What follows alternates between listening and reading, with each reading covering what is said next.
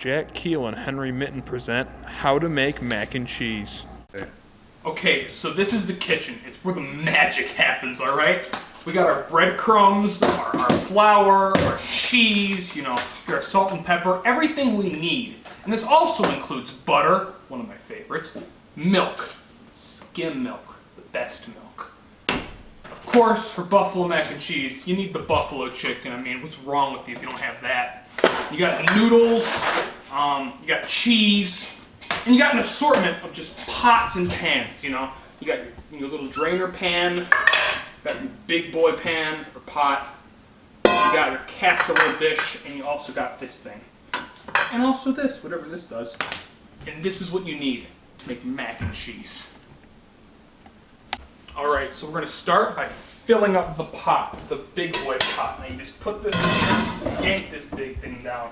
That's pretty good, you see? I'm draining water into the pot. I don't know if you knew this, but that's how you fill pots up.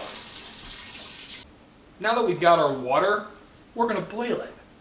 So you just push in this dial, you light the bad boy, and then you set it to about 5 or 6 on your dial, whatever boils the water perfect. Now, as our water boils, we're going to want to cut the chicken. I got this big knife, something you don't want outside the kitchen, alright? We're going to take that and we're just going to cut the chicken. Real nice and smooth. While the noodles are cooking, you can start the cheese sauce. You will combine the milk and flour in a saucepan, stir with the whisk, and then add salt and the rest of the milk, and bring to a boil. Once everything is dissolved, reduce the heat and let it simmer for 2 minutes or until thickened. Stirring constantly, remove the heat, then add the cheese and pepper while continuing to mix. Alright, so now that we got our noodles boiled, we're going to take them into the sink and we're just going to dump them right into the strainer. Go. Now, we're going to combine the noodles and the cheese to get that excellent combination. Just make sure it's all perfect so when we bake it, it comes out right. Just dump that cheese on there. Make sure it's dumped evenly. Because if it's not, you're going to have a cheesier part and a less cheesy part, and nobody wants that. So once it's dispersed equally, we're going to add a bit of Frank's Red Hot. I put that stuff on everything. Now this is not, you don't need this if you're making the mac and cheese, but if you're like me and you just want to cover this in heat. Okay. Now that we've pretty much smothered this stuff in it, we're just going to dump it right on in there and then proceed to mix it again.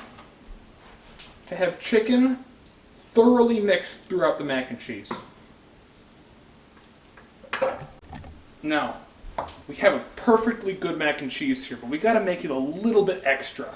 So, we're going to layer a bit of mac and cheese on here. Not mac and cheese, we're going to put a little bit of sharp cheddar cheese. Just get a little extra more cheese, just in case there wasn't already enough on there. Now, we're going to do that. We're going to add a little more breadcrumbs for flavoring. So we're just going to go across this bad boy. There we go. So, the next thing you're going to do, now you have this all prepared, is set your oven to broil and let it bake.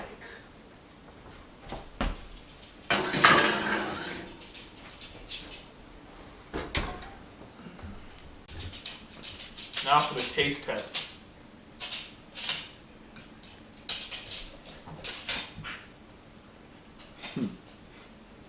Yeah, that's pretty good.